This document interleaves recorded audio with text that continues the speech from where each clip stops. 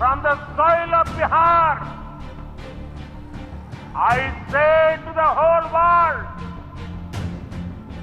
India will identify, track and punish every terrorist and their backers. We will pursue them to the ends of the earth. Pahalgam हमले के बाद PM Modi ने देश से वादा किया था किसी भी कीमत पर गुनहगारों को ना छोड़ने का, और ये वादा उन्होंने हमले के 15 दिन के अंदर ही पूरा कर दिया। हमले के बाद से ही पूरा देश पाकिस्तान पर कार्रवाई की मांग को लेकर बेचैन था। पाकिस्तान पर भारत ने कड़े प्रतिबंध लगाए, लेकिन बदला अभी बाकी था। उधर पाकिस्तान इतना बौखलाया हुआ था कि उसके मंत्री उल जलूल बयान देने लगे, लेकिन पीएम नरेंद्र मोदी जिस काम में व्यस्त थे उसका नतीजा ये हुआ कि आतंकी देश पाकिस्तान आज दर्द से कराह रहा है। जिन महिलाओं की मांग का सिंदूर पहलगाम में मिटाया गया, उन्हें इंसाफ दिलाने के लिए भारत ने पाकिस्तान के खिलाफ लॉन्च किया ऑपरेशन सिंदूर। पाकिस्तान के आतंकी कैंप तबाह हो गए।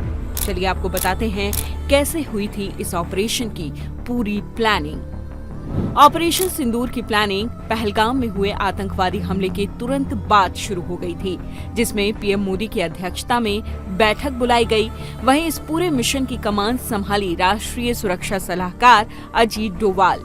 वो लगातार एयरफोर्स, नेवी और आर्मी के संपर्क में थे। पीएम नरेंद्र मोदी ने पहलगाम हमले के बाद अजीत डोवाल को ये जिम्मेदारी दी थी कि खुफिया एजेंसियों और NTRO के साथ पाकिस्तान के अंदर जो हाई वैल्यू टेरर कैंप्स हैं, उनकी पहचान की जाए।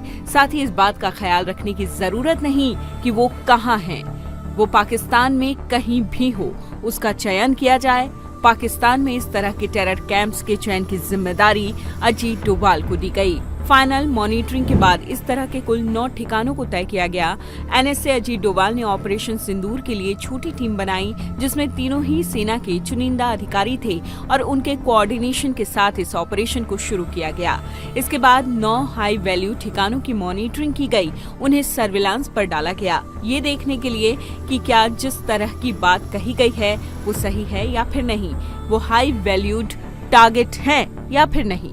पाकिस्तान की ऐसी जगह पर कार्रवाई करने की योजना थी जिससे आतंकवाद को चोट पहुंचे। इसके बाद अजीत डोवाल ने इस प्लानिंग के ब्लूप्रिंट को पीएम मोदी के सामने रखा और इससे मंजूरी मिल गई।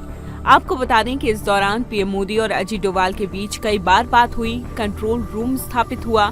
इस कंट्रोल रूम की पूरी तरह से कमान हाथ में थी NSA अजीत डोवाल के। सिग्नल मिलते ही भारतीय फाइटर जेट्स ऑपरेशन सिंदूर को अंजाम पहुंचाने के लिए आसमान में उड़ चले। देखते ही देखते आतंकियों के 9 ठिकाने नेस्तनाबूद हो गए और पाकिस्तान में हाहाकार मच गया।